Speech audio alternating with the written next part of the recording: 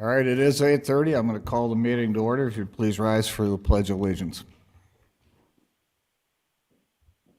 Allegiance to the flag of the United States of America and to the republic for which it stands, one nation, under God, indivisible, with liberty and justice for all.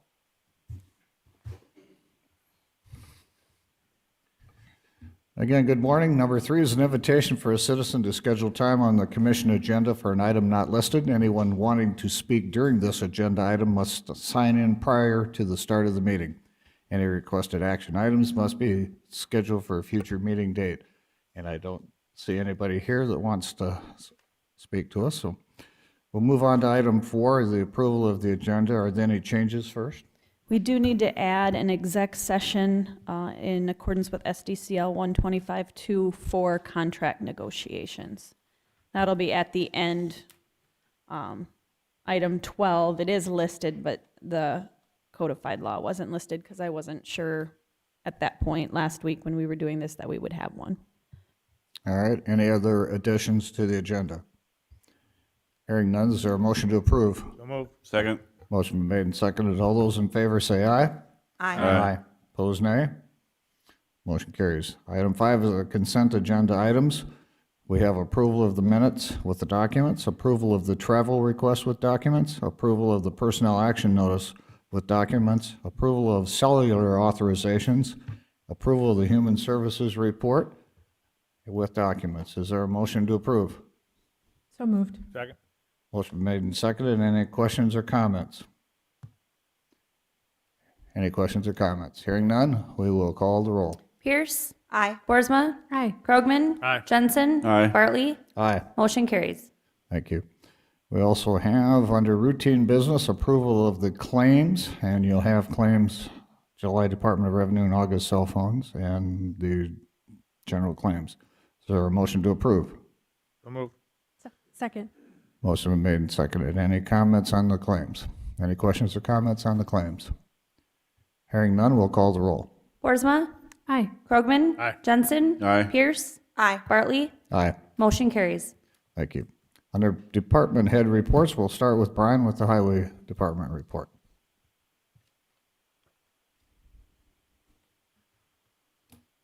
Well, we've been,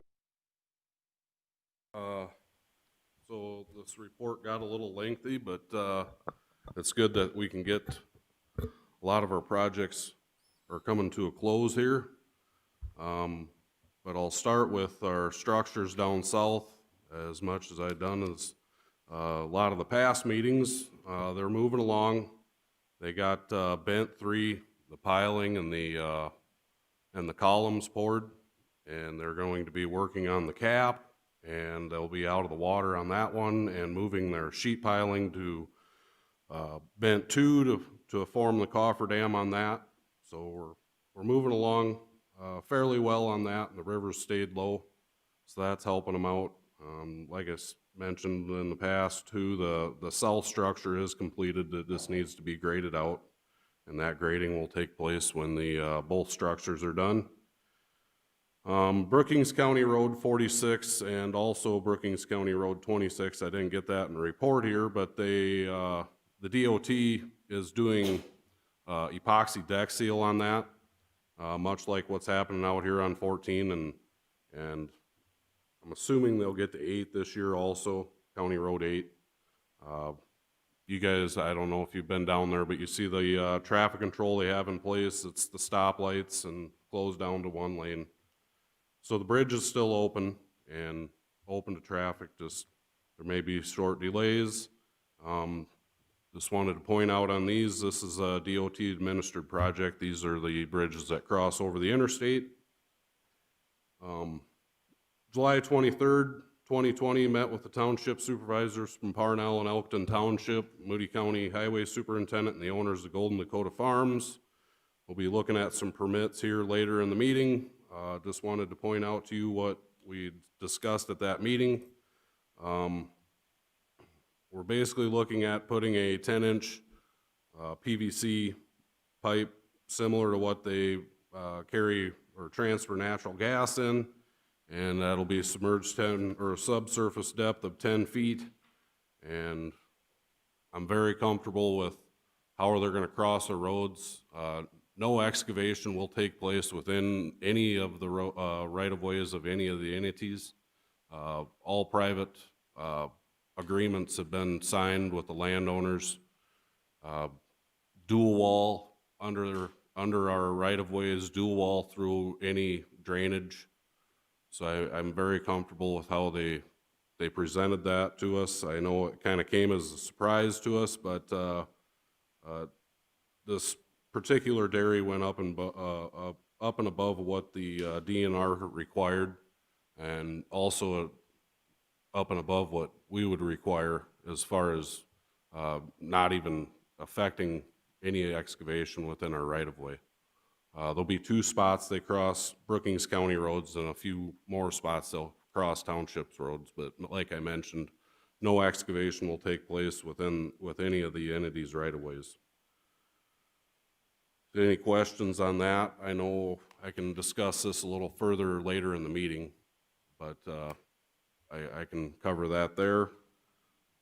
Brookings County 2020 chip seal commenced on, actually, I put Thursday. That was the anticipated date that they were planning on being there, but it actually ended up Wednesday. We started on County Road 9. And I've attached a map to my report here. We started on County Road 9 just outside of Brookings, finished that up on Thursday. Thursday afternoon, they moved to County Road 7, finished that up on Monday, and they began yesterday on County Road 5. I know we've had several phone calls about rock chips and that. I've been turning that over to the HR department. We do have that. Those particular stretches of road are all our roads that we're chip sealing. They're posted at every county intersection with loose rock signs and 40-mile-an-hour speed limit. From what I've been gathering, the folks that have been getting the broken windshields, it's, they're abiding by it, but somebody else may not be.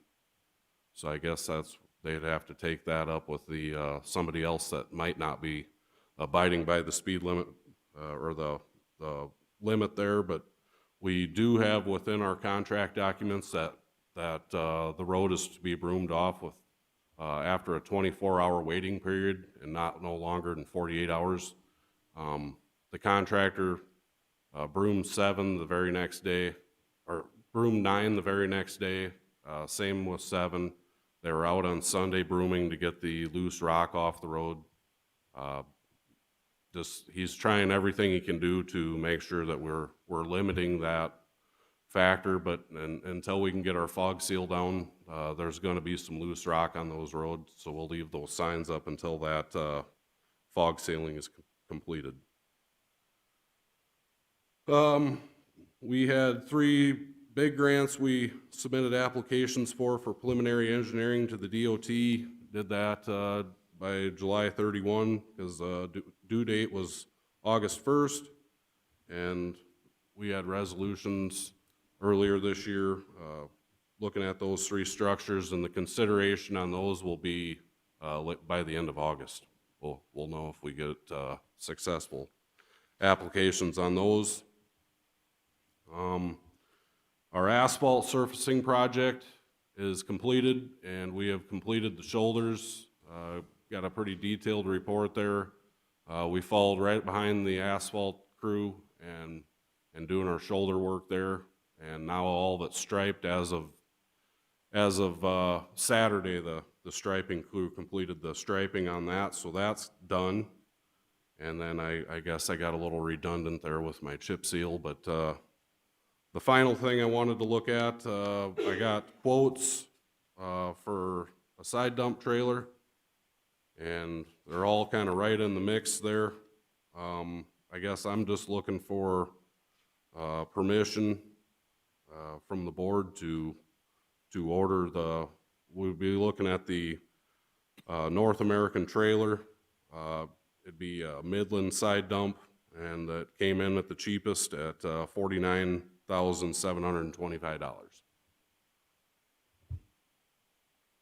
Is there any difference in quality or features on those? I mean, they all came in. The 2 that are the one that I kind of was leaning toward to begin with, and then after talking with the salesman a little more, they're built to take a beating, they all are.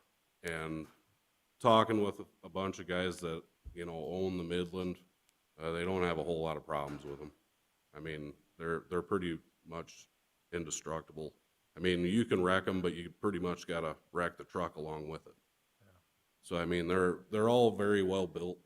They're, you know, they're meant for demolition and hauling oversized rock, and that was another thing I was gonna touch on yesterday. We're working on County Road 12 right now, and this would have been really handy on that, because basically what we're doing is we're taking oversized rock and dumping it off the side of the road to armor that shoulder up, and we're actually shouldering that today, where we had talked before where that road's sloughing off. And there's about a 1.5 mile stretch, and we're probably gonna spend close to the whole week on that, just tuning that up, because with that high water for that extended period of time, we lost a lot of that road integrity there on both sides of the road, upstream and downstream. Much like 19 also, the golf course road. We did quite a few areas, and we're gonna be addressing that also. Any warranty differences? I mean, they're all about the same? They're all, the warranty, there's really no warranty aside from, you know, manufacturer's defects, because what you're asking these trailers to do, you know, we're talking the warranty would be 1-year warranty on all these, and basically that just covers manufacturer defects.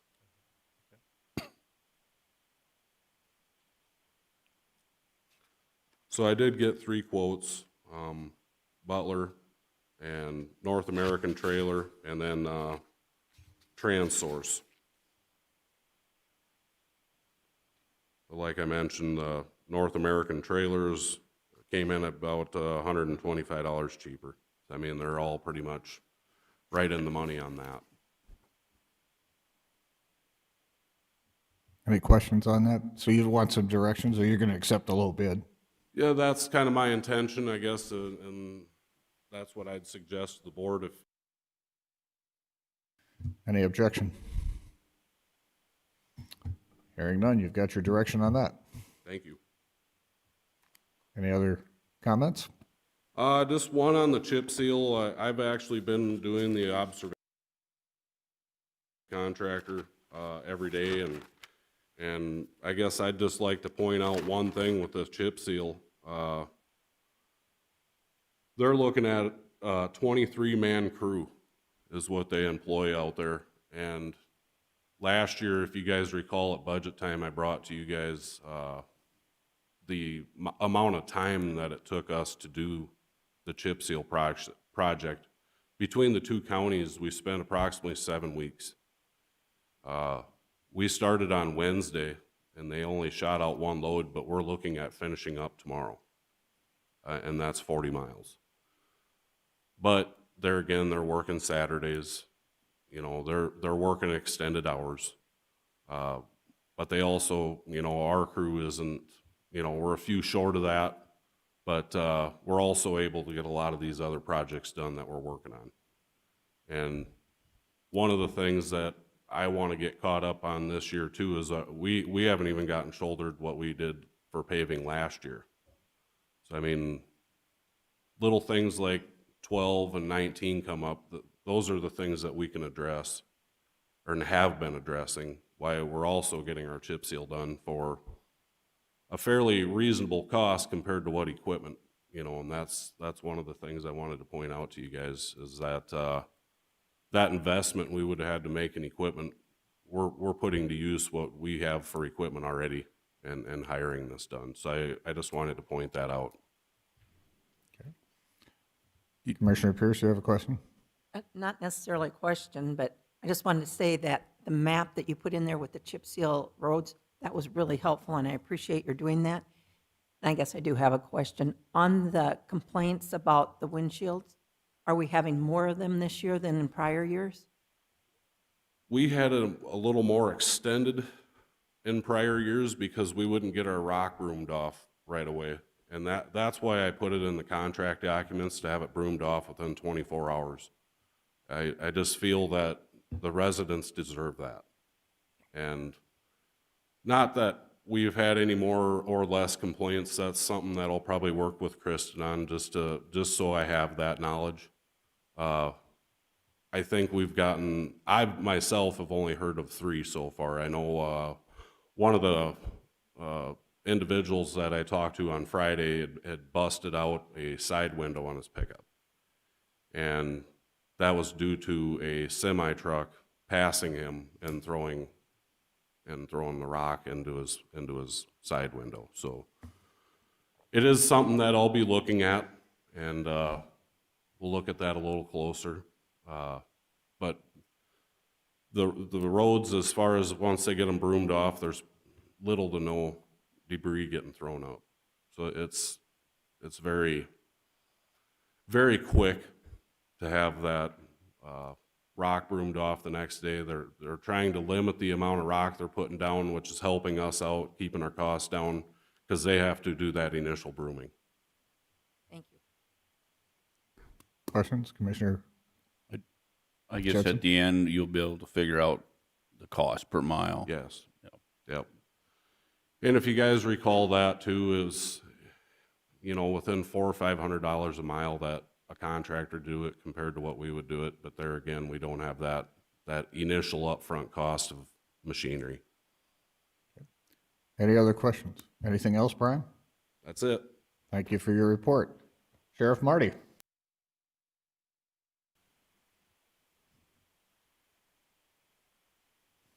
Morning. Morning. Just, I'll be brief with the jail statistics. It's in front of you there. We're still struggling a little bit with isolation of inmates or arrestees when they come in with COVID and stuff. But so far, staff has been doing good with that. 24/7, before COVID, I had 157 participants in 24/7. And right now we have 88, so that's a good manageable number, but it increases as time goes on and so forth. But right now it's a manageable number for us. I still have not let church services or AA or visitation yet. I'll look at it again in the first part of September. What we need to, the inmates have actually not. To my knowledge, at least the complaints haven't come up to me. I asked Bart the other day if he's had a lot of issues with visitation, the lack of, and he said no. So it's been good. We are working on a system that our telephone, Reliance telephone, is that they could remote from home and have a visual with their inmate. And that's, of course, they have to pay for that. So we're looking at that equipment in the future. Otherwise, we had it's been busy for staff. Last weekend was a busy weekend with injury accidents and Aurora Gala Days wasn't really a problem. Had some DWIs, so forth. That in that I can't say that it was because of Gala Days, but the guys were busy with DWIs, domestics. So far. So it was a busy weekend. The troopers have a lack of troopers, actually. There's only 6. So they're either down 2 or 3. And there's only 1 working during the day over the weekend, which puts pressure on my office. A lot of times I only have 1 working. And I don't like my guys working on the interstate if they don't have to, because to me that should be the state patrol to work that. But when they're not around, it falls under my responsibility to. So I'm hoping that they will get their numbers back up, and kind of concerned with college coming and more traffic and this and that. Going to start to get busy again. Also, I did for you was, I talked to a couple other sheriffs, and they're kind of having the same problems as Brookings County is. And I don't know if there's anything in the future, if we can address this at all, is that, and Commissioner Pierce has talked about this several times, this pre-trial. And I just gave you that sheet with four of, we've already sentenced, I should say the court has sentenced some already that had long stays here. But here's just an example of 4 of the top ones right at this present time, because some of these other ones have been sentenced, is that when you look at the costs of pretrial, and all 4 of these need to be in jail. There's no doubt in my mind that all 4 of them need to be in jail because they're probably a threat to society. So that's not the issue. It's not the issue about being in jail. My issue is pretrial.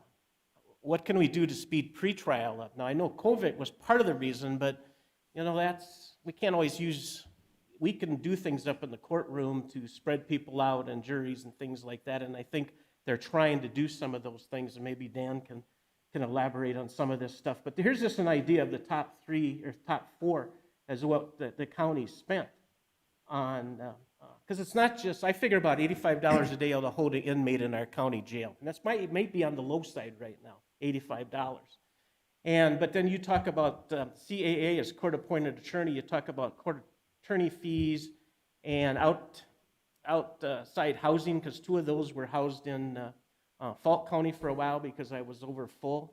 And you look at med costs also.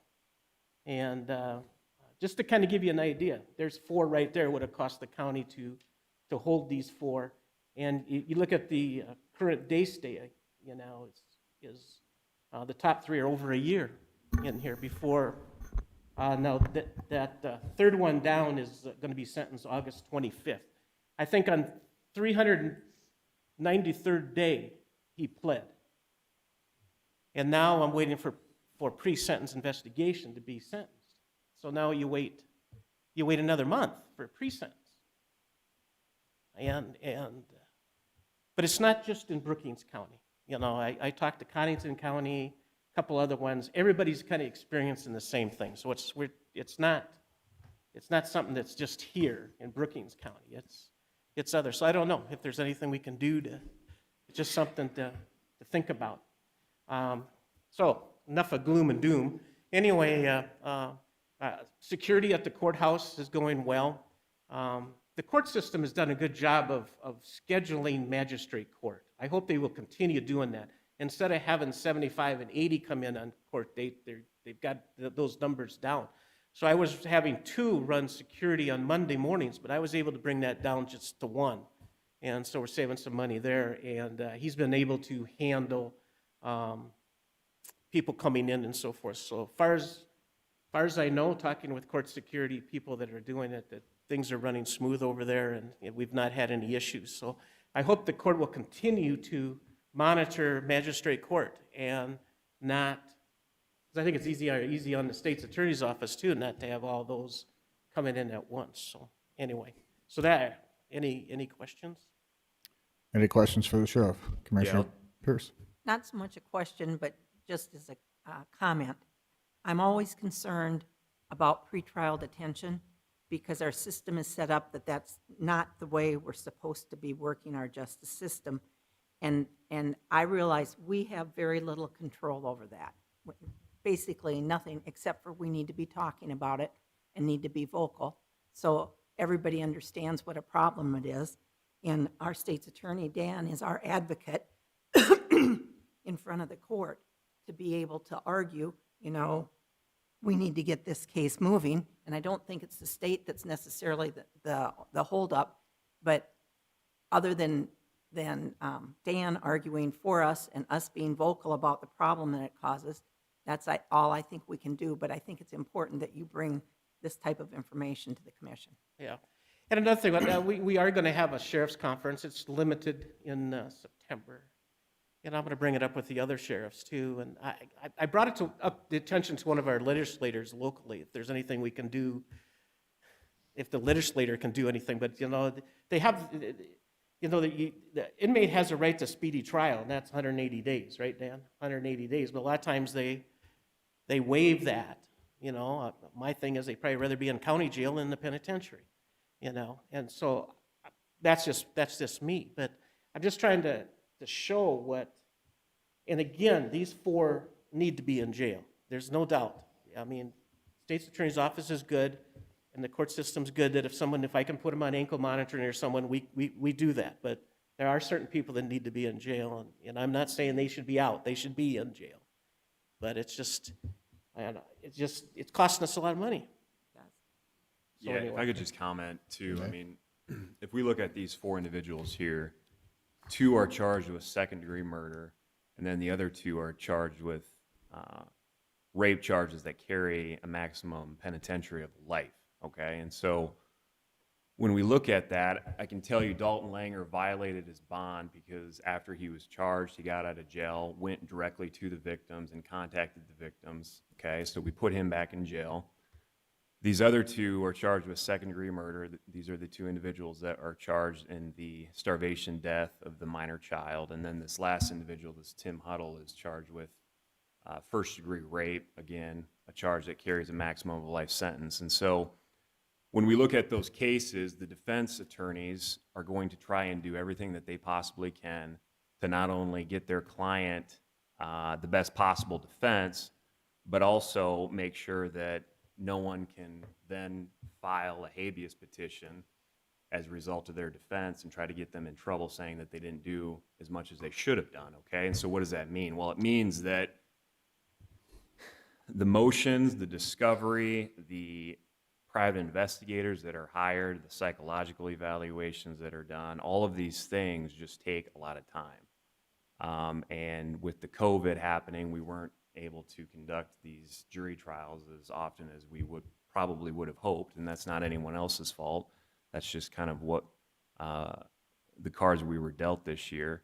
But these people aren't on marijuana charges, they're not on drug charges. These are very serious cases that are going to result in multi-decade penitentiary sentences. And so the discovery process that goes into place in terms of the defense attorneys looking over the evidence, getting schedules lined up. I can tell you that the defense attorneys in the 2 homicide cases, one has fallen ill, and as a result of that, he's not able to attend court as often as he would like, and the client has waived that, saying he doesn't want a new attorney, wants to stick with that attorney. But I can just assure you that we're doing everything we can to move these cases along. It's a zero-sum game because I get in trouble when they're held in jail, and then the public screams at me when these people are out of jail. But I only can move as fast as the defense attorneys in the court. But yeah, I mean, I'm cognizant of all of this, and we're working as hard as we can to try to get these people through the system, but do it in a way where they're being held accountable, and we're not letting people just slip through the cracks. And so, yeah, I mean, it's a balancing act, absolutely. And I'll be curious to know if the sheriff's office has, or the sheriff's association, like you said, you're having that conference coming up, if there's a way to reduce jail costs. But it's definitely an issue in terms of the cost, but also balancing that with holding people accountable. You know, I look at the Dalton Langer case. We were able to avoid a jury trial in that matter, which would have cost the county tens of thousands of dollars to pay for those attorney costs if we had gone to trial. And so I think we saved money there as well. Obviously, Renee Fayant was pregnant when she was charged and had a kid when she was in jail.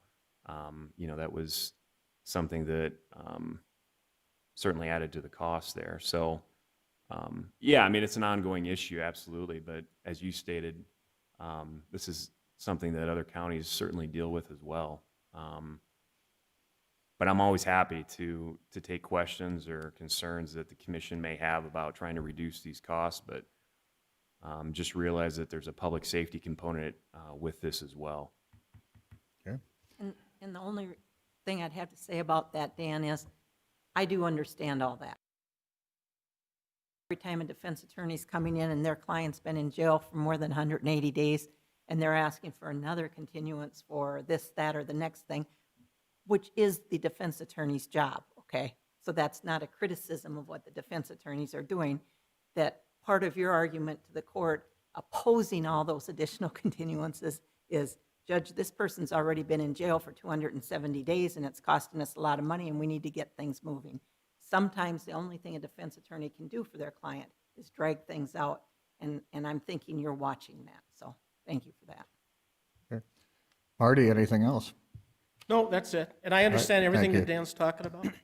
And I don't know if there's anything we can do, but I think it's a conversation that needs to be had to see what we can do to, and I understand you don't want to speed things up so you have a chance of a mistrial or any of those types of things, but I think, it's just like the attorney, what are we doing to move that along? And I understand, because I know that attorney well, too. He first time I ran for sheriff, he was running for attorney general at that particular time. So, I feel bad for him, too. So, anyway, thank you. Thank you. It is 9 o'clock. We have a scheduled agenda item to give us an update on the 20th Street South build project. Jackie is the city engineer. Welcome, Jackie. Thank you. Thanks for inviting me today. We are really excited that this project, the 20th Street, along really well. It's been moving along on schedule, which is great. We had talked to Federal Highway earlier in the process about whether the COVID would delay any of the deadlines in the build grant, and so the response was no, none of the deadlines are delayed, but really made us focus as a team and keep it moving right on schedule. So one of the steps we're working on today, so I guess to back up just a bit, we have the consultants working on the preferred alignment. So they've looked at 5 alignments of the new roadway, and from an environmental perspective, they will be highlighting which one they prefer environmentally. And so that should be ready here fairly soon to post to the website. A lot of people are really anxious to see what that looks like. And so we should be moving along with that fairly soon. So in the meantime, they're also working on design of the roadway cross-section. And so for today, what I'm proposing is the DOT has done some geotechnical analysis of the area, and they have 2 different pavement types that they're proposing. And just for the county commissioners and the public at home, what we're looking at here is the existing road west of the interstate in the corner, the upper left corner. So we have a gravel section to the west of the interstate. Then we also have a gravel section to the east of the interstate. And the roadway width that the consultants are proposing is shown in that center square of 3 lanes wide. And we would have 3 12-foot lanes, so 36 feet of pavement with curb and gutter on both sides of the road, and then an 8-foot wide shared use path on one side. And so the bottom drawing is what the curb and gutter and street would look like, both on the west side of the interstate and the east side of the interstate. The one thing the consultants are looking at is east of the interstate, if they would want to stripe it. So above the yellow car, it says with the center turn lane. There you can see you have the typical city section where we have 3 lanes that are striped. And then on the below the yellow car there, without the center turn lane, it could be striped with 2 12-foot lanes, and then you'd have the 8-foot wide shoulder. But either way, the pavement itself will look like you see on the drawing. Are there any questions on how the street is going to look? Any questions? So you're going to do on city side 3 no matter what, and then 3 will go over the bridge too, correct? Right, yep.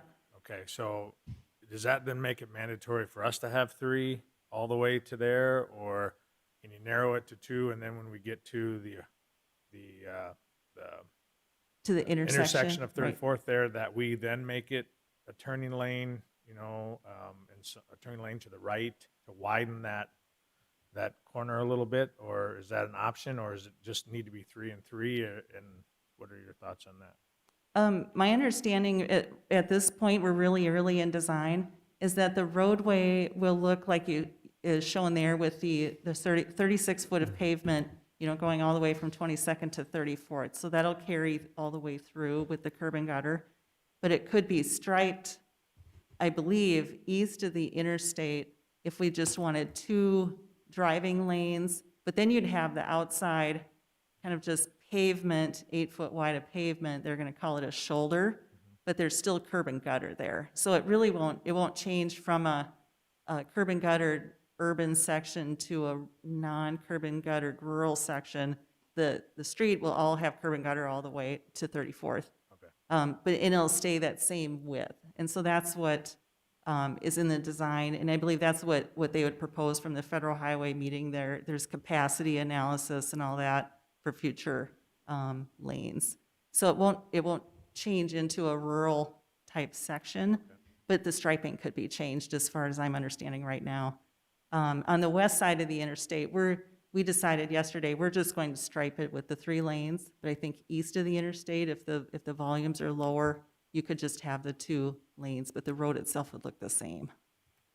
Is there, and I don't know if this is too early, is there any proposed accesses to the land on the east side where there would be an entrance? Like or driveway entrances? Driveway entrances or anything? They haven't talked about that yet. Yesterday, we had, thanks to Larry and Brian, we had a preliminary look at the intersections right at 32nd and right at 22nd, or 34th and 22nd. And then we talked about one access point on the west side of the interstate, but they didn't get into any discussion east of the interstate. So I think that's yet to come. Yep. How they'll do driveway access and things like that. There's a lot of rules on control, they call it control of access. So from your interstate off-ramps, they have to be, I think it's 660 feet of clear space with no driveways, and then they measure back from the intersections inwards. So the east side, we haven't seen anything yet. Yeah. I'm just kind of looking towards future development of that area. If there's, an access to an area there, that then there would need to be a turn lane on the right side. People come over that, and if somebody's going to take a right, is there an area for a turn off on the right? If somebody's going to go left, middle lane. So the striping would obviously have to make a difference, and then there'd need to be cutouts Right. in the curb Yeah. and stuff. So I just didn't know if that had been discussed yet at all or not. The way it looked like yesterday, there are some turn lanes proposed right at 22nd and right at 34th, but there weren't any right turn lanes along the segment of 20th. But we could have the center turn lane for the left turners, Right. Which is usually the bigger crash possibility is those left turners with rear end accidents. And then we looked at what 34th could look like upon opening. Where do we want right turn lanes and such, and left turn lanes? And then they have a future build out, and that was part of the discussion too, of when does traffic trigger future turn lanes and an ultimate 2045 look. So they showed us some preliminary layouts of that as well. And that would all be constructed with this project. Jackie, when you start the ramp up to get over the interstate, how far to the east does it get back to the grade level with the road that's there? I mean, it's 660 feet before it gets back to grade level? Grade? No, the 660 feet is just the control, so it's control of access for driveway Right. and street openings. I don't have that yet, the grade line. How far you start going uphill, you mean, to the? Right, because on the city side, you're obviously going to have to get off before the ramp to have a access road into that trailer park, right? That's the access you're talking think about so. to the south? Mm-hmm. Okay, so that's going to happen before the ramp goes up at some point. And I'm wondering on our side, on the east side, how far does the ramp extend before we can even look at any access to the south? Yep, that I'm not sure yet, but we do have an upcoming meeting in August on the grade line, and so it's a preliminary look at the whole design. So I'll have that answer in a couple weeks. Because that'll somewhat dictate that, I would assume, of where you can put those access points. I think so. Yeah, okay. Yeah, I just don't know how far the ramp has to extend. Okay? All right? And so for today, back to that geotechnical analysis, the ramps and the bridge through the interstate, they have the DOT has analyzed. They are looking at concrete section of 8 inches of concrete pavement and then 5 inches of gravel cushion. And so they're allowing the city and the county both your choice of what type of pavement you would like for your segment. And so the asphalt option is 5.5 inches of asphalt and 12 inches of gravel, based on what they've analyzed so far. Now, there may be fabric and undercut and geogrid or things like that, but this is just our basic pavement section. And so we wanted to give the county an option to weigh in on your preference, probably from a maintenance standpoint, and either one will meet the loading needed for semi-traffic and future build-out and so forth.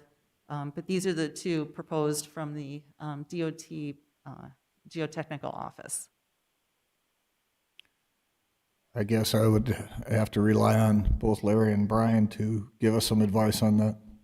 I mean, there's obviously maybe a cost difference, but you probably don't have that data because it's bid out in the future, but they've been pretty close to each other. I don't know where they're at now. Right. Cost differences. That's the one thing we talked about, whether we should try to have the consultants give you a cost estimate between the two. But our bidding experience here in the city, some projects, we've had very similar sections here. 22nd Avenue was a good example where the concrete bid was lower than the asphalt bid. And it was 8 inches of concrete, and I think the asphalt was 6 inches.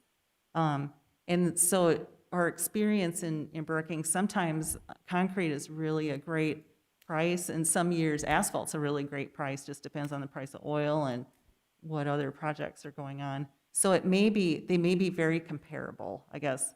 Okay. So it was hard to base it on That's the cost. great unknown at this point.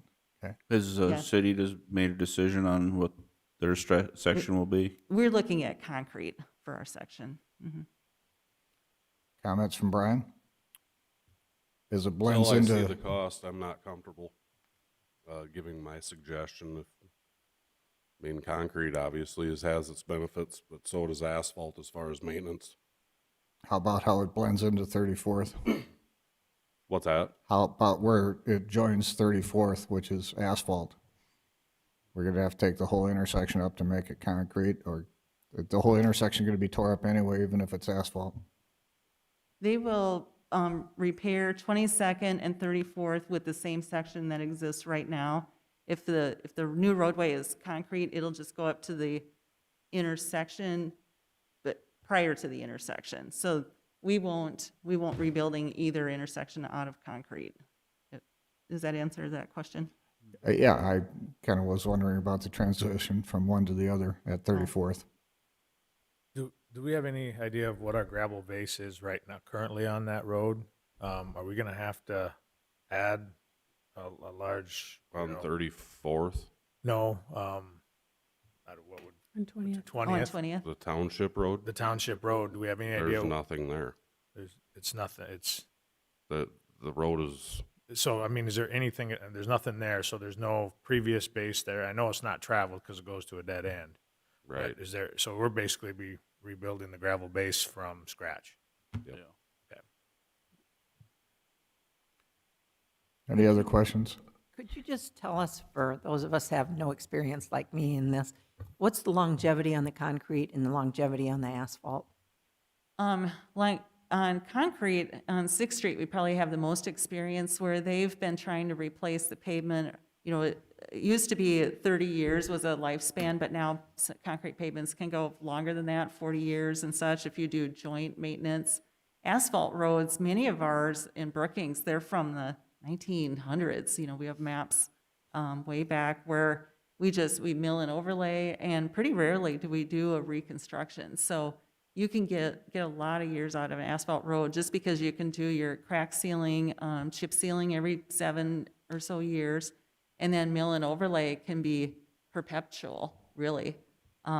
So we were talking about whether to do a life cycle analysis on concrete versus asphalt, and we've worked with both of those industries, and you can show whichever way you prefer, really. You know, you can add the numbers up where concrete may look like the best value or asphalt. But our experience is they've both been very good pavements.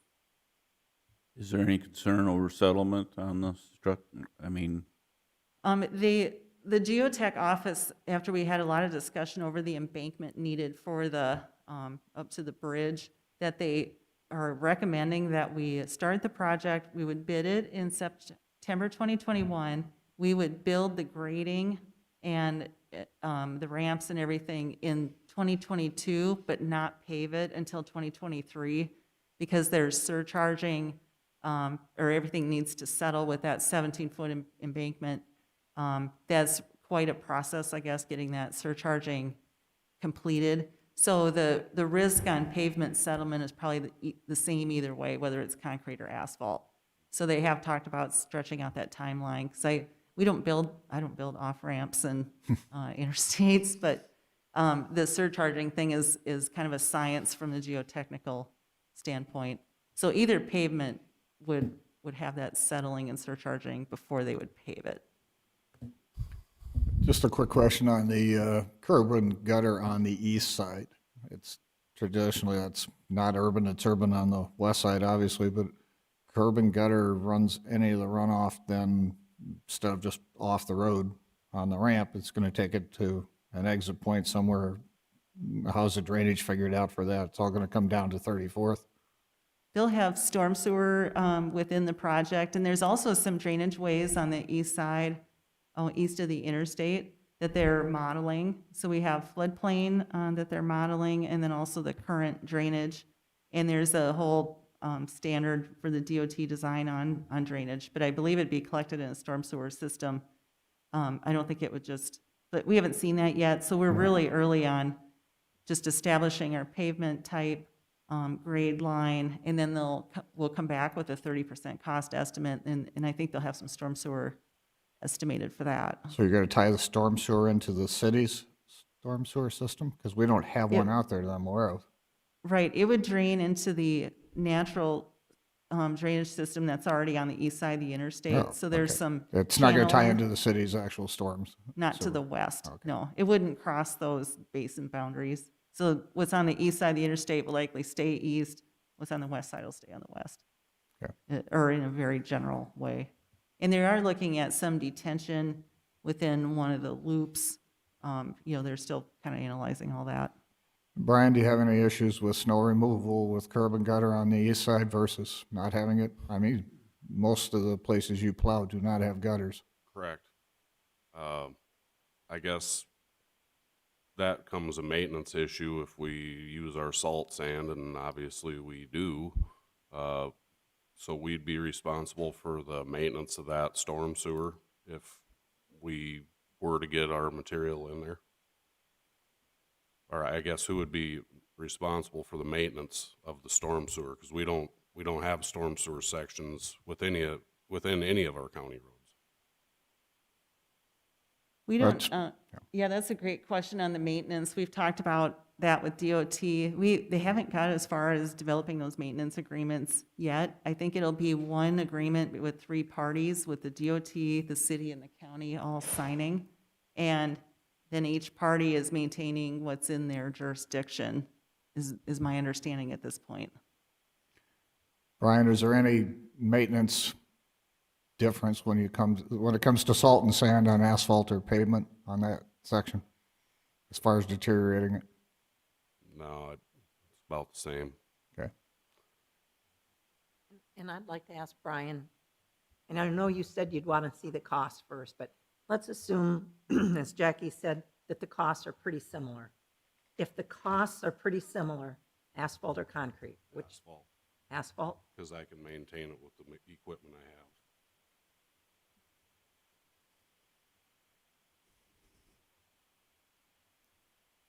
Concrete maintenance would be a contract maintenance. Yeah, I mean, much like we're looking at doing on County Road 23 that goes through Aurora next year, we're gonna have to contract that out. We just don't have the tooling or the knowledge that a contractor would.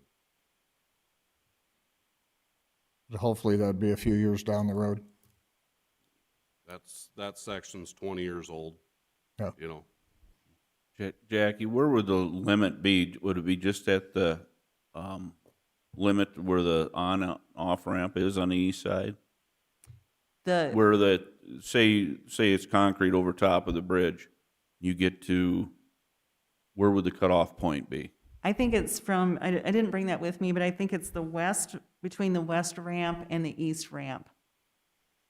So the west end of the west ramp where that intersects 20th, and then the east end of the east ramp. So, and then that, they call that their control of access, and then that would be concrete. But I don't know how many feet east of the interstate that Right, but I actually mean, it's is. basically where the on and off ramp Right, area is. right. And do you see any issues with the transition if we go with asphalt, with the transition from concrete to asphalt? Is there going to be any problem with that? No, and not that I would foresee. It's really still a long segment of asphalt. I believe it's like 1,300 feet. So it's still a good quantity of asphalt. You know, it's not like a short 300-foot section or something like that. It's still fairly sizable.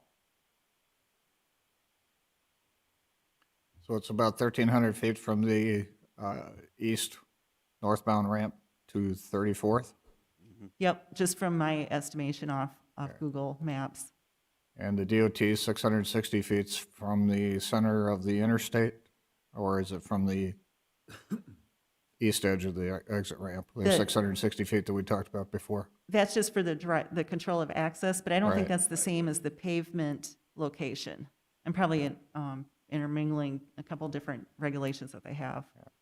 All right, but their access then, the 660 feet for access starts where? Does it start the middle of the interstate, or does it start from the ramp? I think it's the ramp. Okay. Yep, but I think that's the drive. I don't know that the pavement would go 660 feet east of the Right, ramp. I'm just thinking in terms of Of the 1,300 driveways. feet, subtract 660 feet, where are we subtracting it from? And where does the 1,300 feet come from, the center of the interstate or the edge of the right of way to our 34th? In other words, we're not going to have a whole lot left of access once we get over Oh, for there. access points. Yeah. Yeah, I'll try to find out more details on the whole access issue for you. So does the commission want to take action on whether it's asphalt or pavement at this point, or do we leave it as an alternate? Does it make a difference in the design criteria? I mean, you're going to do a Oh. cement curb and gutter, right? Yep, Is it'll be the concrete plan. curb and gutter, either side. Either side, either way, whether it's asphalt or it's concrete. Right. So is there an issue with curb and gutter being cement and asphalt? Can we do that as an alternate?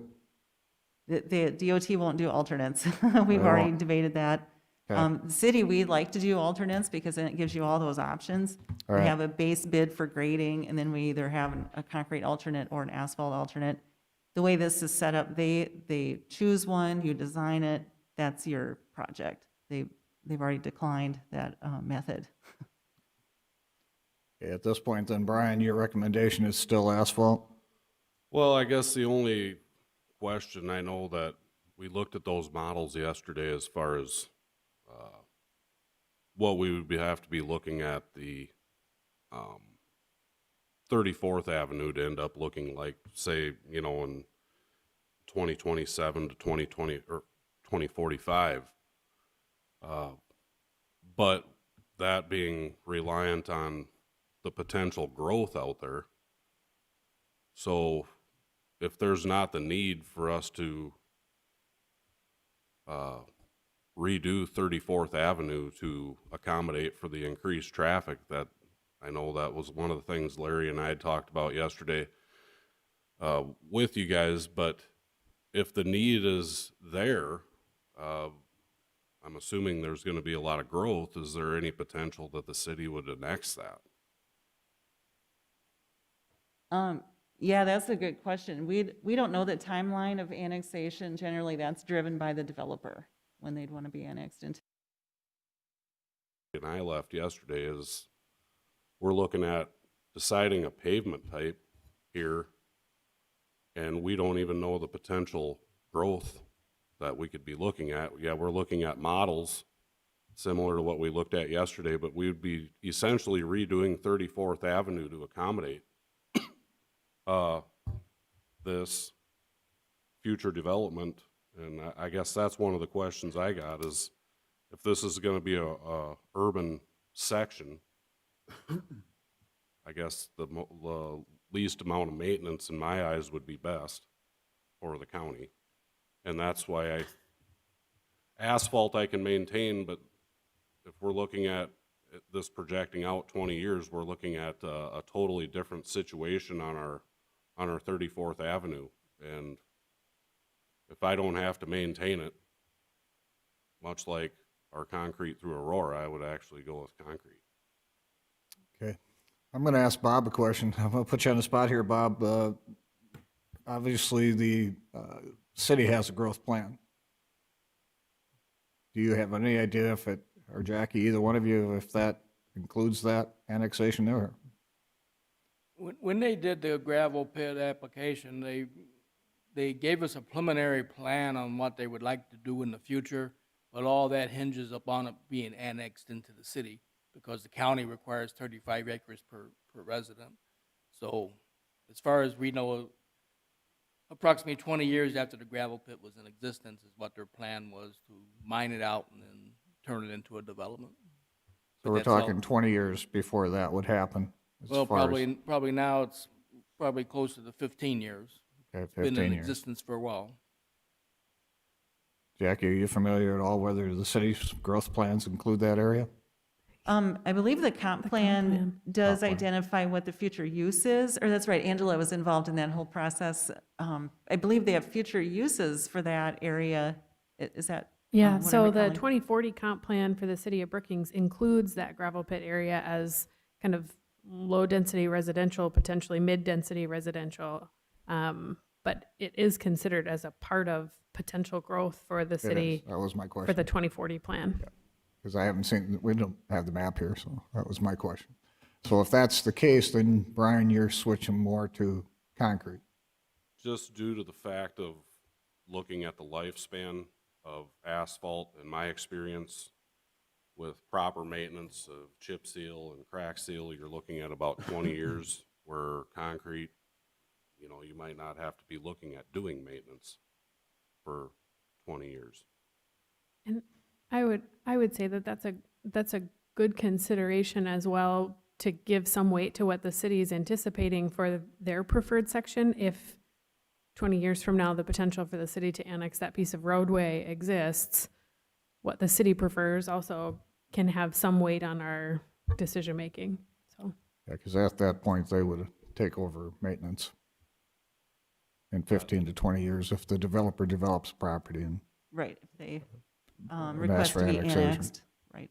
And I think it's fair to understand, though, that we take the risk that that development might not happen at that rate, and it might be 30 years and not 20 years, or it might be 40 years, or there might be some environmental situation that prevents the development of that for much longer, but that's a risk that we have to weigh.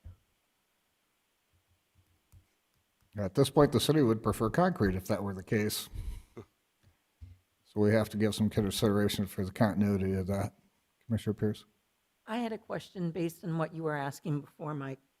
So the part that the DOT will control that coming off the bridge, right? And to that point on the ramp, level with the ramp that Mike was talking about, does that get paved with concrete in any event then, since the bridge is concrete? Yeah, yes, they are choosing concrete And that would go all the way down? for the interchange. Yep, on the interstate ramps is, I have their memo right here, so it is on the ramps also. And the reason they chose that, they said in this area, there are other off-ramps and state highways are also concrete, and so they felt they were best equipped for maintenance. So if it's 1,300 feet, is that what I heard you say? I- And we've got 600 feet guessing on that ramp area, we're talking about 700 feet of asphalt? Am I understanding that wrong? No, from the ramps to 34th, Okay, and how far is that? 1,300. I think it's about 1,300 feet. Yeah. From I- the ramp to the okay, so we've already taken that into consideration, so it's a full 1,300 feet. Okay, Yeah, I'm just going off memory here, so Roughly. I wish I had a map. I see I wrote it, what DOT proposed was the 660 feet to the 660, so. how will the DOT do their maintenance on that bridge, is that right? Yep, Yes, they would maintain their own. I think they contract that out. They have PCC pavement bids every year. You know, they go up and down the interstate and the ramps, and they just include it with the future project if they do need to do joint repair. And do you see or know, the city's just going to do their own piece because you're already, is that right? Because you already got people out there working on concrete. Is that, We would bid it out also. You would Yeah, bid it out We also? bid either asphalt maintenance and concrete maintenance. Yeah, we don't have crews that could do that. so if we went with concrete, is there a potential that the city, the state, and the county would bid all that out to one? Oh, could jointly bid it? We've done that. 34th, we bid as a joint project, 34th Avenue. So as long as we all programmed it the same year, it seemed like that would work. And you probably get the best price too, Right. because you're right in one location. And we're talking 20 years from now too. Yeah. Any other questions or comments? I guess they're asking us to try and make a decision today. Are we comfortable doing that? I have two more questions. You may ask your questions. The width is going to be the same no matter. Okay, and the striping, we can pick the striping. If we pick striping now or in the next year, and say 5 years from now, we want to change the striping to a different lane system, can we do that, or is that a big hassle with the federal government? No, I believe you'd be able to change that. Now, I don't know that we just get to pick the striping. They'll guide us into what Right. they're, heard how they would recommend the east side. But I believe you can grind off the, it's just 1/8 of an inch, grind off the old striping and then groove in the new striping. Or it's not a deep grinding, they just surface grind the tape off, unless it's epoxy, and then they would grind it off. So on concrete, there are ways to do that. Same in asphalt, you can overlay it, then you'd redo the striping. So the number of lanes, that's not necessarily fixed. We decide what it's going to be as we go through this process. But if something would be better 10 years from now, we can change that. I think you can redo the striping, right? Okay. Thank you. As long as you have proper road width Right. Right. to add those lanes. Yeah, it'd really be, the two options you're looking at here, you're either striping 3 12-foot lanes or 2 12-foot lanes in the middle with a skip line, and then you have a shoulder line. But if we picked one of them now and wanted the other one 10 think- years from now, we could do that. Yeah, I believe so. I think they'll recommend what we should have now at opening. So Jackie, you're looking for us, I'd like to include it in their 30% cost estimate. What they're working on right now is the construction plans, and then the typical section within that plan, and then we'll be coming back with a 30% cost estimate for you. Here, should be ready later this month, so one of your early meetings in September. is there anyone willing to make a motion? Are you designing the storm sewer for potential annexation to be able to, if you have storm sewer on that side of the interstate, to be able to hook that up? Oh, to hook to the new storm sewer? I can sure ask. I haven't seen any layouts yet, but I'd imagine you could hook to it or drain to it. To have some type of, connection to it if you decide to annex that area. I'm assuming if you annex the area, you'll build it to city standards, annex that stuff there or redesign it to city standards? If, That would if one of the require a rural, lift station. Well, yeah, but I mean, eventually if they're gonna go that direction as a city, they're gonna have to have water and sewer over there and all that kind of stuff. Right, Storm yep. drainage and all that. yeah, and kind they of would thing. meet our storm drainage standards. So once the parcel's annexed and they want to develop it in a residential development or what have you, they would have detention and storm sewer and water and sanitary sewer. They'd have to connect to utilities and all that. So, okay. I'm guessing once you go under the interstate with that, it would require probably a lift station out there, wouldn't it? Wow, we're getting way down the road. I guess the question is, does anybody want to make a motion either way for asphalt or concrete?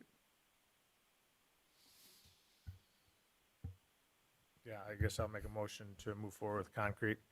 Obviously, price, we really don't have a choice to find the price and that kind of thing. and the concrete could be more expensive than the asphalt, but I think looking out in the future and planning for the next, 20 to 30 years, that probably makes more sense for the expansion of city limits that direction, if that's where we see zoning moving forward, we see the comp plan of the city, just makes sense that that's where it's probably going to go, and putting concrete there would, the life of before you have to do a lot of maintenance is usually like 20 years, so, and then that would be something that if the city decided to take over, it'd be consistent with what they have on the other side and could maintain both, so. I would second that. Okay, got a motion and a second, so now we'll take comments. I'd second that. Keeping the roadway consistent with the other to the west, and also the fact that the curb and gutter are also there, it leans me to go to the concrete selection. So, Any other comments? I guess my comment is I like the consistency on both sides of the interstate, so. And I think if you're going to put curb and gutter in, it should be concrete. Any other comments or questions? Hearing none, do you want a roll call on this, or do you want, let's do a roll call. Krogman? Aye. Jensen? Aye. Pierce? Aye. Boersma? Aye. Bartley? Aye. Motion carries. Thank you, Jackie. Do Okay, you have thank anything you. else for us? Nope, that's all. Thank you. All right, thank you very much. Appreciate your work on that project. Let's go back to department head reports. Vicki.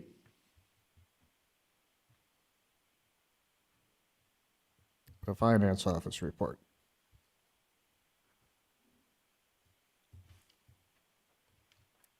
Good morning. Good morning.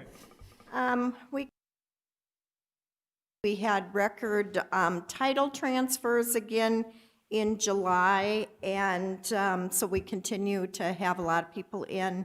We're preparing for the November election and also for the surplus sale that's coming up. We're continuing to do budget process and also starting on the levy process. So that is kind of what we're doing in our office. If anybody has any questions.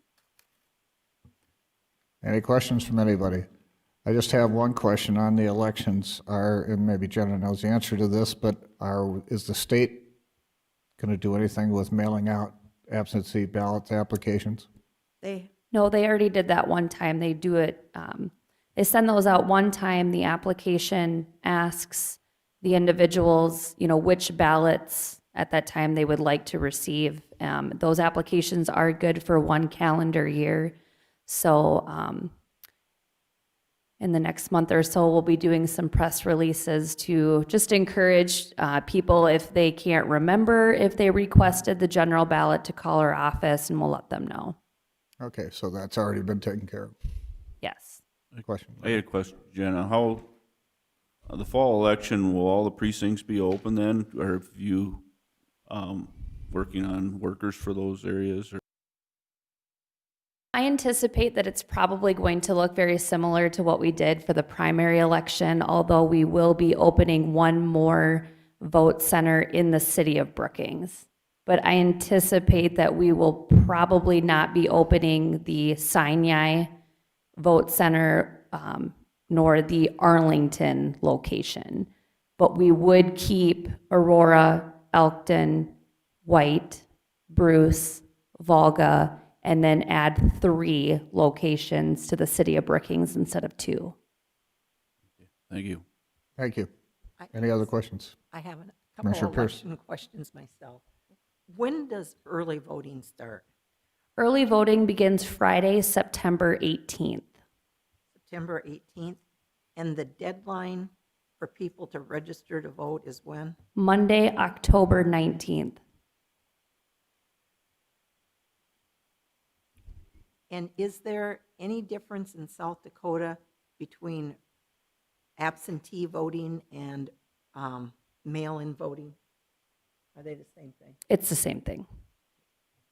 Thank you. All right. Thank you, Vicki. Mr. Hill? Planning and zoning emergency management report. And if I could ask Jenna one more question before You may. Bob starts. Jenna, when people early vote or mail-in vote? When do those ballots get counted in Brookings County? The day of the election. Is it during the day or after the polls close? We do our testing. We do one more test of the tabulator, and we like to start that about 6 o'clock. We start running those absentees right at 7 o'clock PM. PM. Yep. Okay. Mr. Hill? Good morning. Good morning. The national response for the census is 62.9%, South Dakota 64.2%, Brookings County is 67.7%. I've been on the radio on Thursday mornings for the last few months. We pounded this thing into the ground. I don't know how we're going to get them. We was hoping we'd be 75, 80% by now, and we're just not there. But we're not giving up. We're gonna keep trying. Throughout the county, it ranges anywhere from a low of 53.0% all the way up to 75.8% in various cities in the county. So we'll keep trying. I can tell you, I believe it's next week, you'll start seeing census people on the ground. We've been telling people to make sure that they check their ID cards.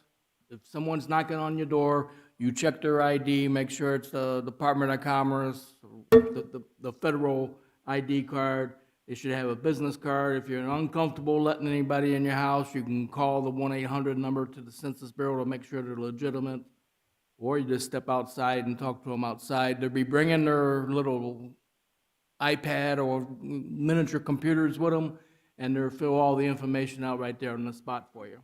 If you don't want them to visit you, all you have to do is go type in the word Census 2020 in the computer, and you can do it by computer. A telephone number will pop up where you can call a 1-800 or 1-8, whatever it is, number, and you can knock it all out that way.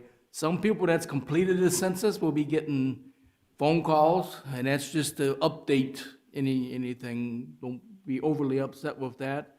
And the other thing just slipped my mind. But the big thing on the security, we don't want anybody, if someone comes in and you don't think they're a legitimate census people, you need to be calling 911 immediately and let the law enforcement know, because we will nip that in the bud as soon as it hits. We're telling people, if you have questions on the census, you're welcome to call my office. We'll do whatever we can to help people with the census. We just, for some reason, we're stuck at that. We've been stuck at the 60 level. Now we are up to 67.7 in the county, and we're not. That's 0.01 movement within the last couple of weeks. So I don't know what to tell you. It's not from us getting the word out.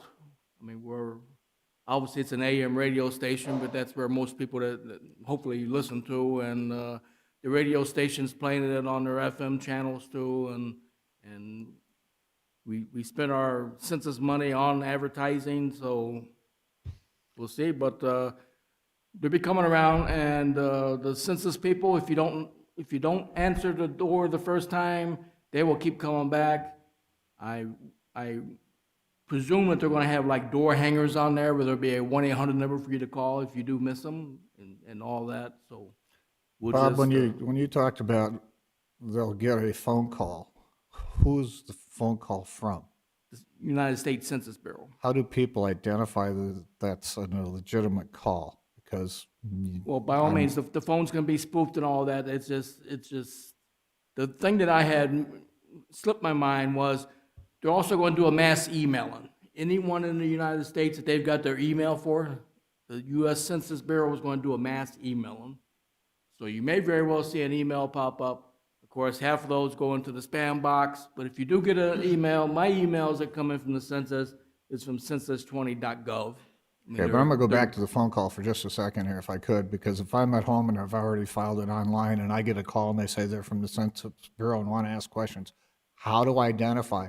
I'm not going to give them Social Security numbers. I'm not going to give them things like that. They won't ask you. They will not ask you for any person. personal identification from you. they will, from what I understand, they will call you and say, is your name Michael J. Bartley, and is your address 12345 Bartley Avenue? And that's how they're going to be able to identify you that way. And they're not going to ask sensitive questions. All they're going to say is, they have the information in front. They will know what you've done.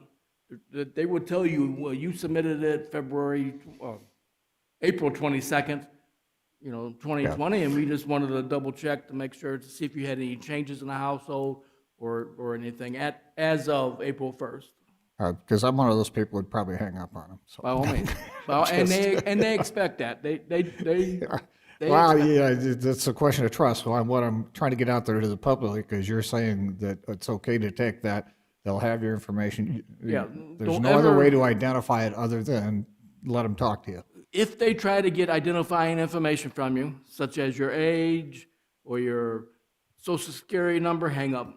Just Okay. hang up. All right. I just want that out there to the They public. will have the information and tell you about it. All right, good. Go ahead. It's almost like Big Brother, but. Next up, the South Dakota Emergency Management Association, they're still having a conference in September. I made the decision not to attend or send anybody to it. It's in Spearfish, South Dakota.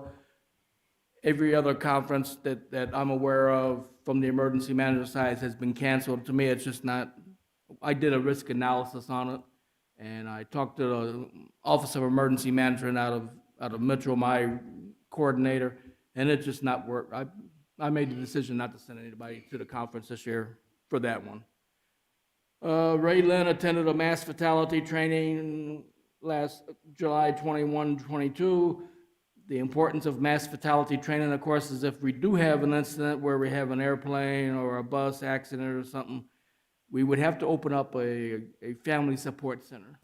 And this training that she took would allow us to help staff that. Obviously, we'd bring in the mental health people would be the ones operating inside the system. But as emergency manager, we have to set the facility up and bring in. So that's why I sent her up to Watertown. They did do the COVID-19 spacing and all that. I had a Department of Transportation online meeting on the 22nd, took all day. I attended the City County Safety Week at the BCOAC. It went well. They got a good training facility down there, had plenty of space, plenty of food. I think it went well. I would take any feedback from anyone that, obviously when you stand up there and give the safety training, you think you do a great job, but every now and then you don't. So it'd be nice to know if I didn't. And Kent Johnson on the 27th gave me an update on the Madera Township study review. He has been contacted by a concerned landowner that he does not want to get flooded if they do anything on it. And then he also said that the survey crew has finished the survey of the property in question. And one of the next steps is to visit with the NRCS's local hydrology/hydraulics expert in Huron to analyze the wetland easement impacts. So that's the status on that they're moving along with it. Sunday night, I had a call. You talk about can people get a hold of me at night? It come through my email. They called my office and it came through my email. A person said that they had been exposed to COVID-19 at work and they wanted to know what their next step was.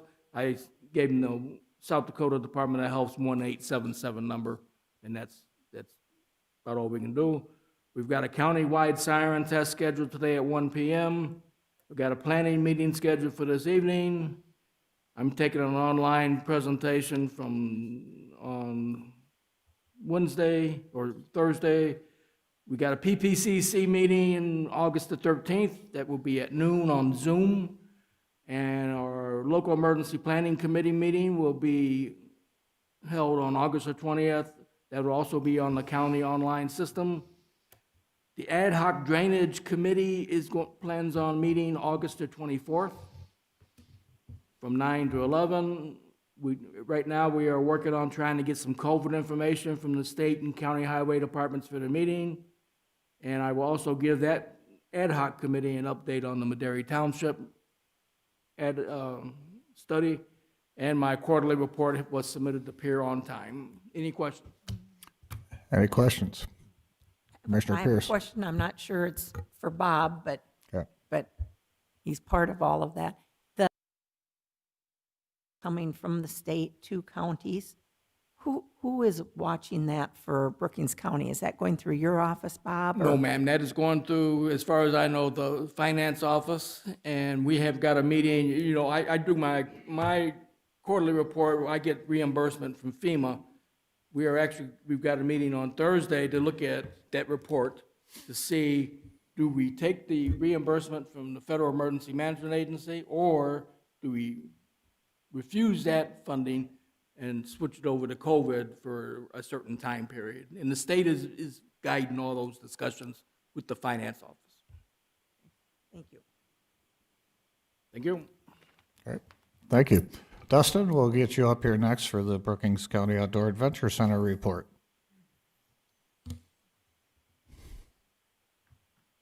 Guard, I'm usually last. We'll start with attendance. The archery range, we had 36 people. Range, we had 71. The gun range, we're down a little bit. I'm guessing people are getting their kids ready for school and last-minute summer vacations. July 22nd, the Sheriff's Department came in and they qualified a few officers. July 23rd, the Highway Patrol came in, they qualified a few officers. The 23rd as well, we had the safety picnic out there, which everybody attended. On the 26th, we had another range safety officer class with 3 people. We've had a few turnover, people losing interest in being range safety officers, so brought a few more people on. This last Sunday, August 2nd, we had another enhanced concealed carry. That went very well. It was a full class. This weekend, we have the cartridge collectors coming in. They're loading in on Thursday, and then their event is on Friday and Saturday, and then they're loading out Saturday. The parking lot, we've had a few people park out there as far as tractors and trailers. Larry and I have been talking about it. We're going to get some signs that say no overnight or no trailer parking, just to keep people off that parking lot, that new asphalt parking lot, to prolong that. And then we're looking at getting that striped. I'll share a little bit of, I don't know, it was kind of a tearjerker. We had a gentleman call in. He was a chaplain, and there was a guy that was in hospice, and his last wish was to shoot with his brother this last Friday. So they came in, the RSOs treated him well, they talked about guns, the guy had a huge smile on his face, spent all afternoon there, and he thought it was great. So I just thought I'd share that with you guys. Any other questions for me at all? Any questions? It's right, great thank that you could do that for the guy. Thank you Yep. very much, Dustin. It was awesome. Misty, we'll have the, will you?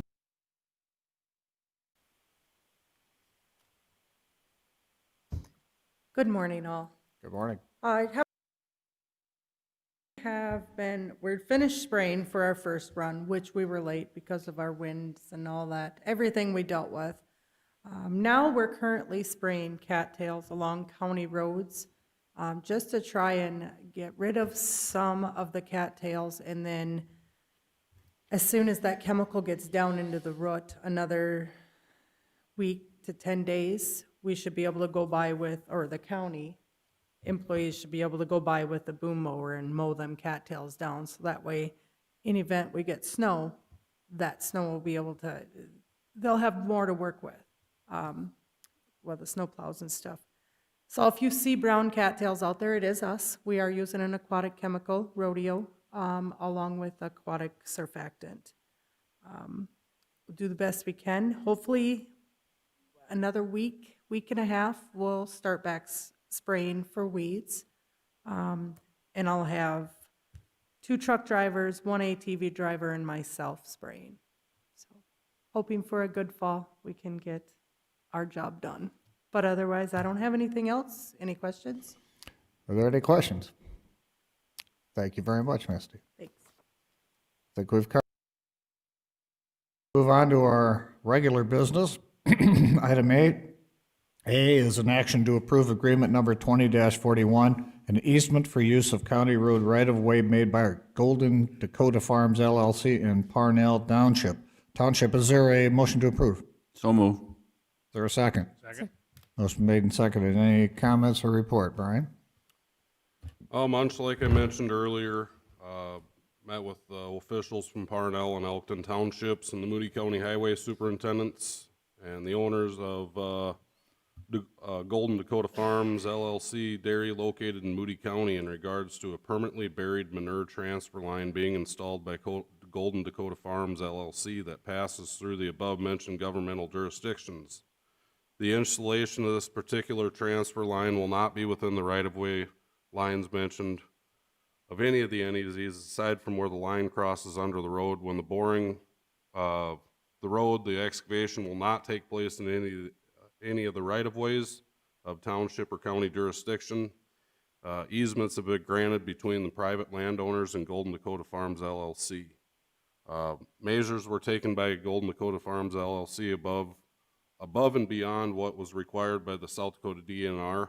One particular measure is the dual-wall yellow mine PVC pipe will extend 25 feet outside the right-of-way line, and the line itself will run 25 feet outside the right-of-way line on private land. As a side note, the line will also be encased by dual wall when crossing a major drainage extending 200 foot from the center line of the drainage on either side. The line itself will maintain a subsurface depth of 10 foot, and the line will run easterly along 220th Street, which is the Brookings County, Moody County line on the north side, or the Brookings County side due to utilities located on the south side. The line will intersect two Brookings County roads, Brookings County 31, which we're looking at right now, and then Brookings County 33. The line will follow 220th to the South Dakota-Minnesota border. Thank you. Any questions? Any comments? Brian, what depth will this be? 10 foot, 10 foot deep? minimum of 10 feet. That's under the right-of-ways, or is that consistent the whole way? That's consistent the whole way. You know, I'm sure there'll be spots where they'll get deeper, but minimum of 10 feet. Okay. Any other questions or comments? If not, all those in favor say aye. Aye. Opposed, nay. Motion carries. Item B is an action to approve agreement number 20-42, an easement for use of county road right-of-way made by Golden Dakota Farms LLC in Elkton Township. Is there a motion to approve? So moved. There's Second. a motion been made and seconded. Is there a similar report, or is this the same report? Same report. Any questions or comments? Questions or comments on it? Hearing none, all those in favor say aye. Aye. Opposed, nay. Motion carries. Item C is an action to approve agreement number 20-43, an application for occupancy of right-of-way of county highways made by Sioux Valley Energy in Oslo Township. Is there a motion to approve? So move. Second. Motion been made and seconded. Any report on this? This is pretty standard. Pretty standard. This is feeding a small structure out on a piece of property just outside of Sinai. Okay, thank you. Any other comments or questions? Any questions? If not, all those in favor say aye. Aye. Opposed, nay. Motion carries. Item D is an action to approve a request to fill vacancy for an equipment operator in the Highway Department. Is there a motion to approve? So moved. Second. Motion made and seconded. Any The comments? only comment I have on this is that I would like to open this up internally, much like we did the last one. I know that this is open for the whole county, and I understand that, but I do have some interest. Okay, thank you. Any other comments or questions? Any other comments? Hearing none. All those in favor say aye. Opposed, nay. Motion carries. Item D is an action to declare items as surplus property to sell, transfer, or destroy, and we do have a list. Is there a motion to approve? So moved. Is there a second? Second.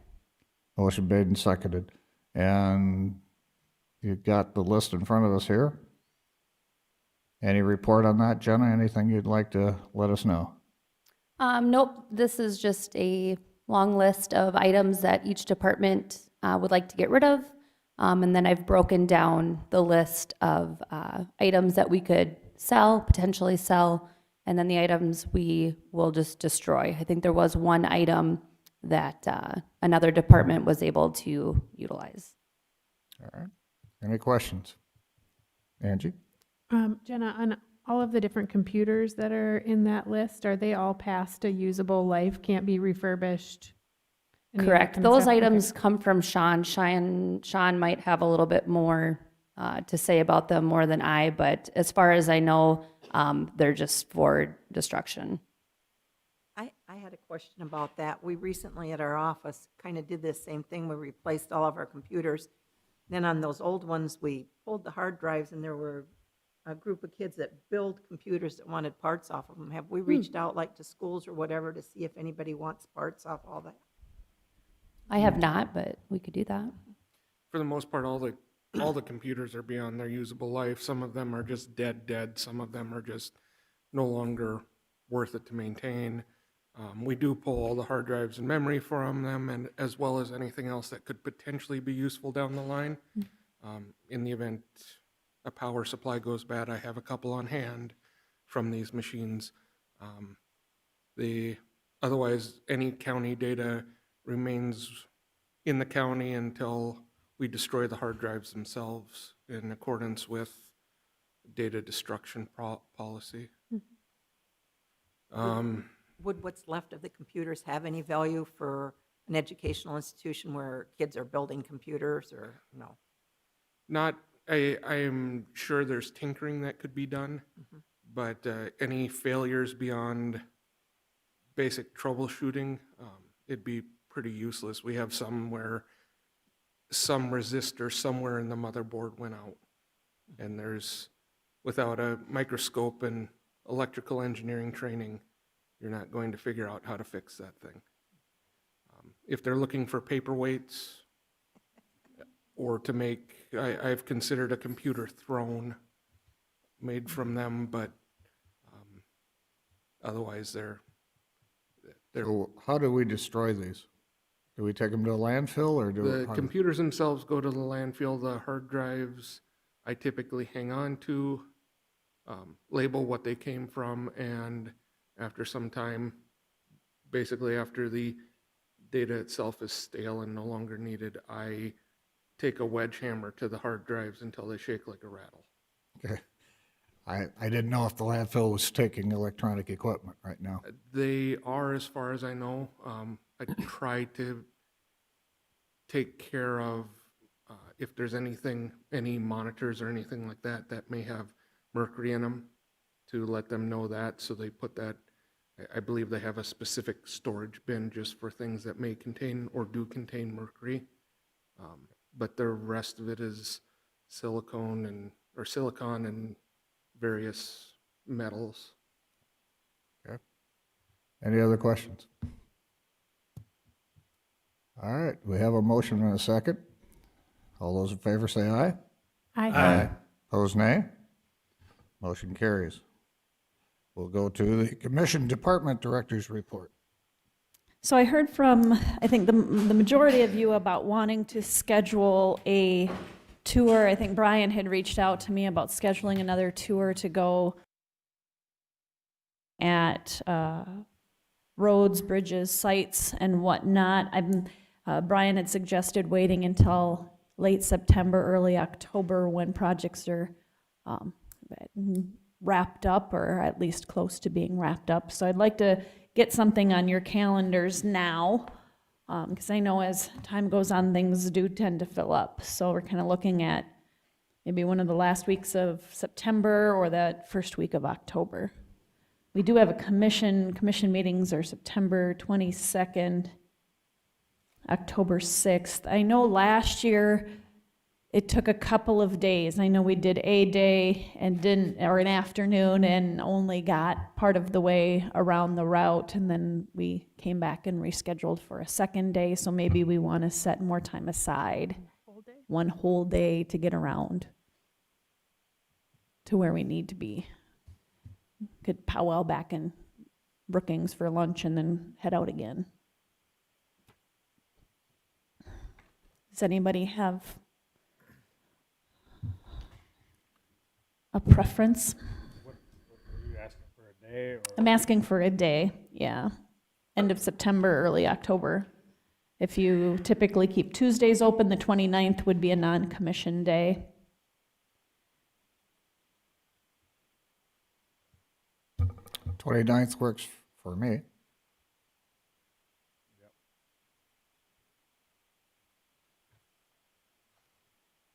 And It's my birthday that day. Oh. We should have cake. We should, perfect. We'll decorate the bus.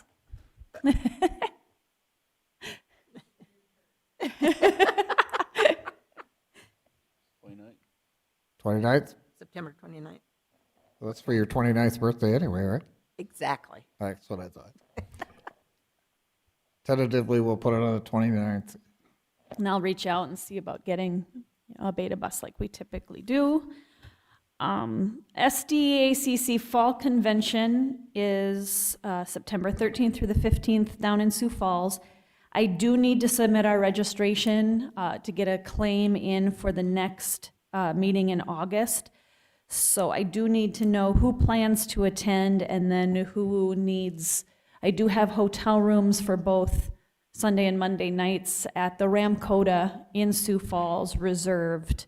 The agenda was attached to my report as well. So do you know if you plan to attend and if you need a room?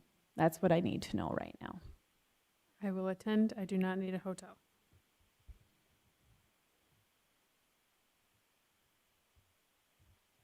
Okay? Okay, I plan on attending, and as far as I know, I'm going to drive back and forth. okay. Stacy, is the registration the same if you're doing 1 day or 2 days? Yes, I believe it is.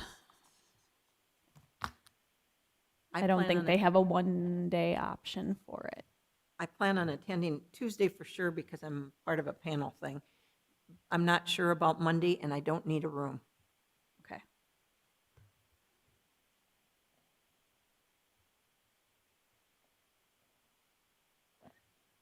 Larry? Do you need a room Monday night? Okay. Okay. Also, a part of my report was Cindy Heiberger is our president of our commission association, and there was information on that she had sent out on a mental illness. I think it's a big Zoom meeting or a virtual meeting, and there was some speakers that were included and whatnot, but you do need to register for that. So if you want me to register you for that, I guess I haven't gone on there to see what that looks like, but or if you just want to register yourself, there's information included with my packet on how to do that. There's a website there to do that. Just let me know. Brookings Empowerment Project is hosting a picnic and kind of a question and Q&A about mental illness. That's on next Monday, the 10th, out at Pioneer Park by the bandshell at 5:30. And there's information attached to my report on that. Also, with my report, there was some information on taking the DOT is taking questions and comments on the US 14 bypass corridor study. That's kind of been an ongoing project over the last year or so, and there's some information there if you wish to make comments. A couple other things since my report went out. I think I had sent out an email towards the end of last week asking about 10 county meetings. They're going to try to get those moving forward again. I know I heard from a couple of you that are interested in doing in person and kind of a mix of both or via Zoom, so I don't know if it'll be optional. I haven't heard yet from First District if they're going to have that as an option to do one or the other, but I can sure visit with Susie again there, but just know that those are going to come up. I believe that they're looking at here sometime this month in scheduling the next meeting, and it would be in Cottington County in Watertown. And I know they were looking at either the 12th or the 26th of this month, and I don't know which day was chosen, if they have chosen a day yet.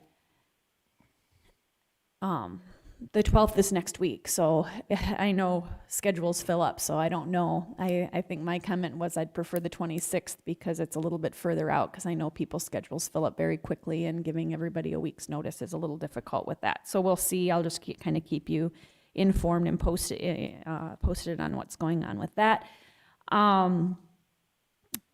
The other thing I handed out today was a quote from Office Peeps for, I think during budget time, we discussed making the conference room that's next to the welfare, or next to Mike Holzhauser's, the Veterans Welfare Office, into an office space for Sean. And so we did get quotes on that. And we do have money in the budget this year to do that, so I guess I'm just looking for a consensus if it's okay if we move forward with that project. And like I said, the Office Peeps quote is attached, or I handed it out this morning. Just under $3,000.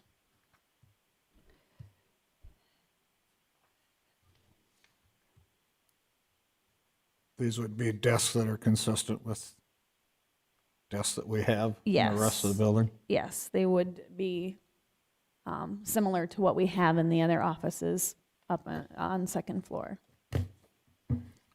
Any questions or comments on that?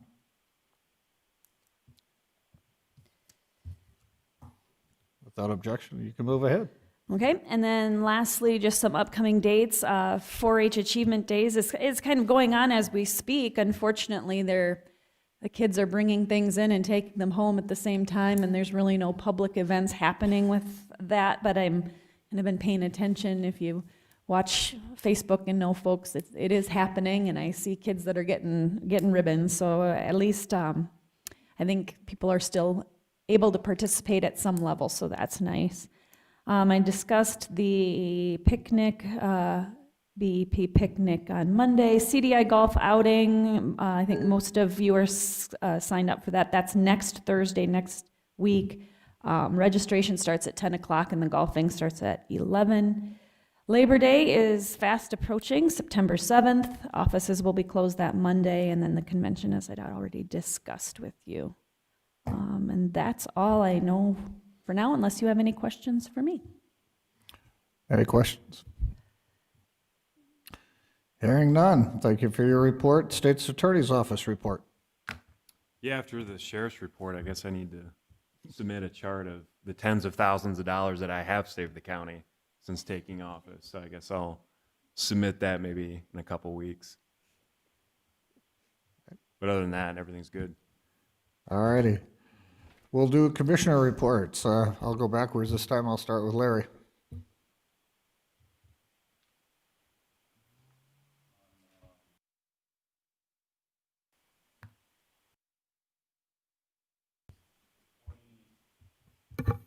On the 23rd, attended the safety picnic out at the OAC. On the 27th, we had an advisory board meeting at the Outdoor Adventure Center. Went quite well. And at 3 o'clock on the 27th, intergovernmental meeting. A lot of good information about schools and the city and everybody that attended. On Saturday the 1st, I did attend the Gala Day Parade and seen Chairman Bartley in the parade. He looked good in the parade there.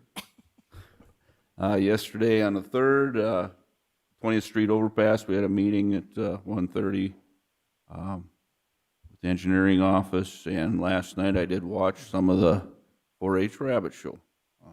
That's all I have. Commissioner Krugman. Second, we had a beta Zoom meeting, just went over finances and the steps they're continuing to take. Timeframe.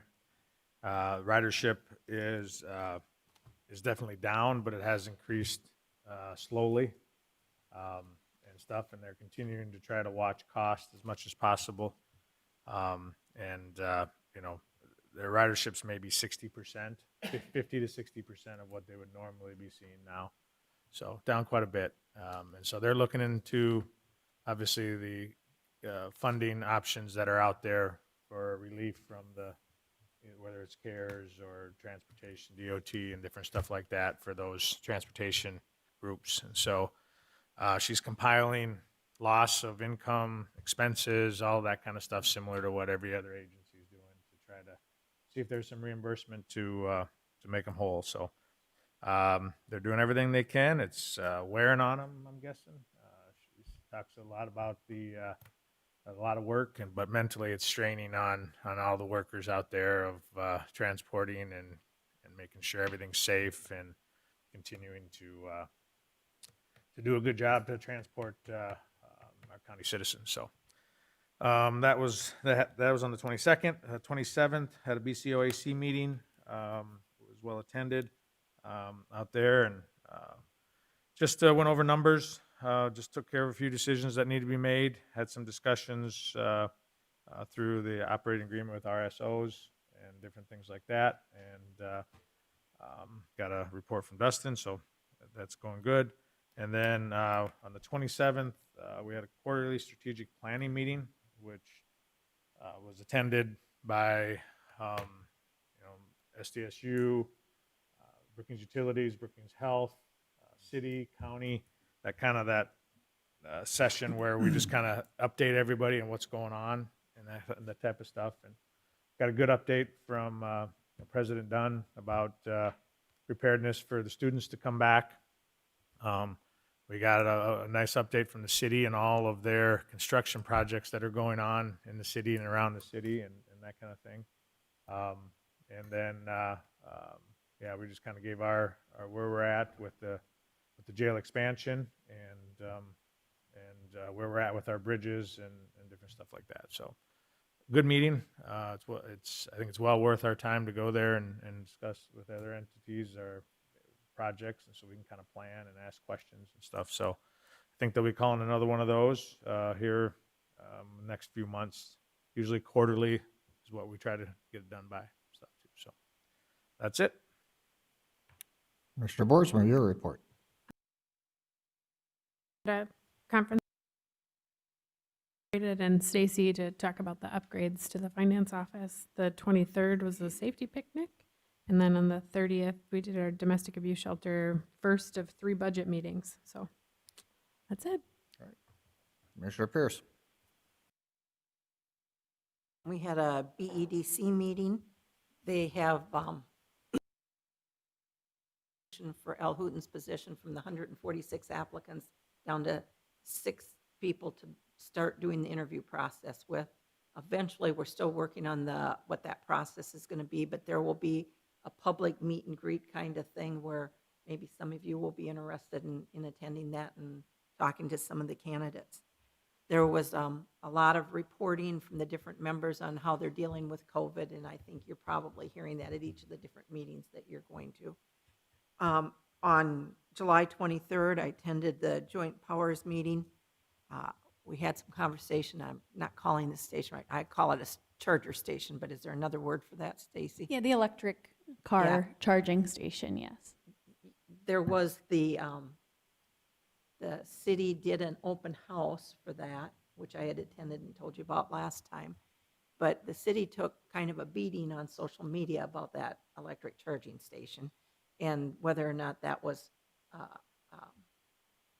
a budgetary efficient way to spend taxpayer dollars. But I don't think we had any county feedback from that at all. So, and they'd already had some people that had used it, so we'll see how that's going to go. And they are going to start working, the city's going to start working on that drainage ditch and doing some plantings and whatever this fall. So that's their plans on that. We talked a little bit about budget, and I don't think there was anything outside of what we've already reported on in the budget stuff. On July 23rd, I attended the safety picnic with most of the rest of you, and that was very well done. And thank you, everybody that put the work together to make that be a safe event. So that'd be my report. All right, thank you. The advantage of going last, too, so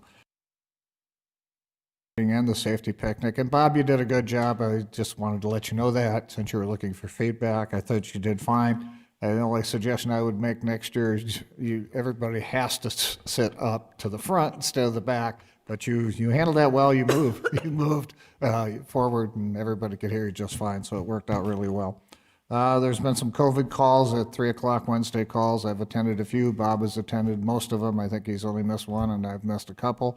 Those COVID calls are a good update from the parties involved, the county, the city, the hospital, SDSU. So Beta, we have a community health nurse, I think.